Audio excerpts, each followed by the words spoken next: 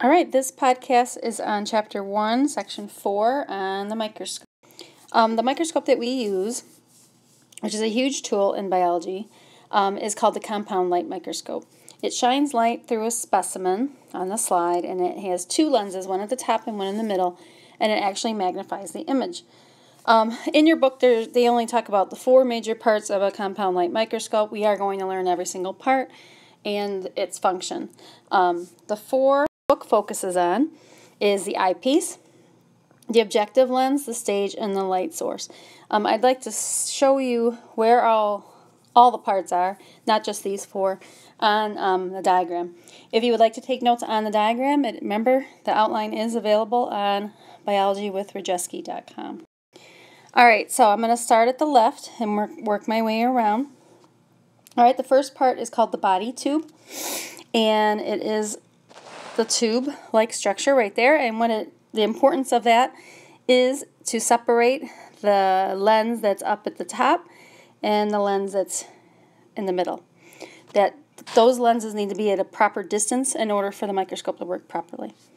All right, part number 2 is the nose piece. You don't have to call it the revolving nose piece, just a nose piece is fine. Some nose pieces have 3 objectives on them, some of them only have 2, some of them have 4. And what it does is it turns. You can turn it in order to pick the objective that you would like to use. All right, number 3 are the objectives. You have a low objective and you have a high objective. How do I know the difference between these two? The low objectives are smaller or shorter. The higher objectives are higher. You would always start focusing the microscope using the low objective, and then go to medium, and then go to high if needed. All right, number 4 is the stage clips. Actually, ours is going to be a mechanical stage clip, which you will see in class. But the stage clips or the mechanical stage clips hold the slide in place. Part number 5 is the diaphragm. It is a circular structure right here, and it has a little knob that you can go right and left with, and it adjusts the amount of light that is shining through the specimen. It's a very important part because sometimes you just can't see, you need more light, sometimes there's too much light and you need to turn it down. So you'll be using that a lot in class. Number 6 is the light source. That's where the light shines through. It's electric. There will be an electric cord coming out of the microscope. Part number 7 is the base. The base supports the entire microscope. It is what you hold onto to carry the microscope. You have 2 adjustment knobs.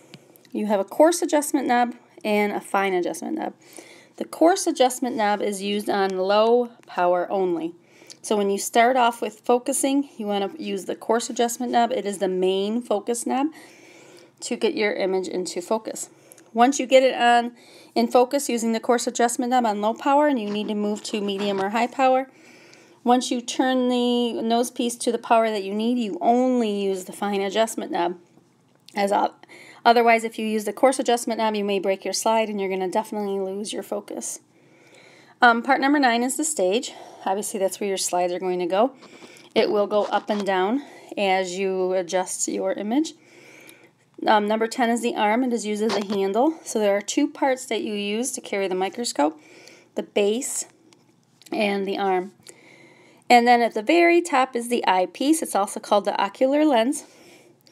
And all microscopes that we work with have a 10 times lens. So that lens right there is multiplying the image 10 times.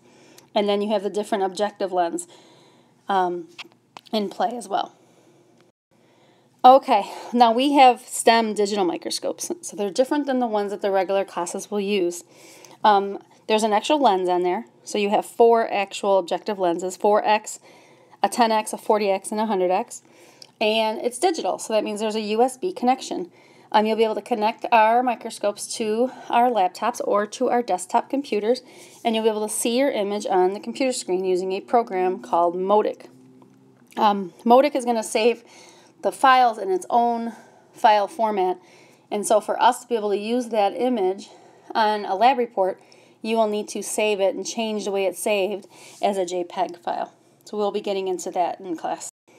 Two terms that you need to understand the differences is magnification and resolution. Magnification is what the apparent size is being increased to. It's calculated by multiplying the eyepiece lens, which is always 10x, times your objective lens that you are using. Resolution is how crystal clear that picture is.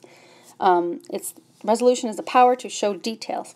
Sometimes when you have a camera and you have it zoomed all the way, it's not going to have very good resolution. Same kind of concept.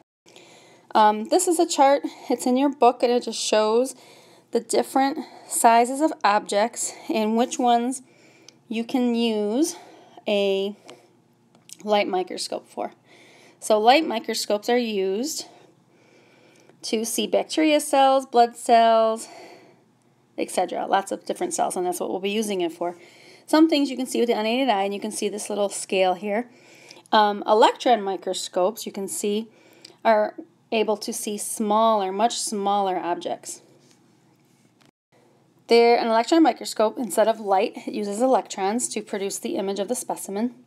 Electron microscopes are way more expensive because they're just way better microscopes. They provide better magnification up to like 100,000 times, and the resolution is excellent. There are two types of electron microscopes. You have the scanning electron microscope and the transmission electron microscopes. Scanning electron microscopes is used to view the external surface of something. And transmission electron microscopes, you're looking inside something. So scanning electron microscopes kind of just scan the image, and then transmission electron microscopes are used to see inside something.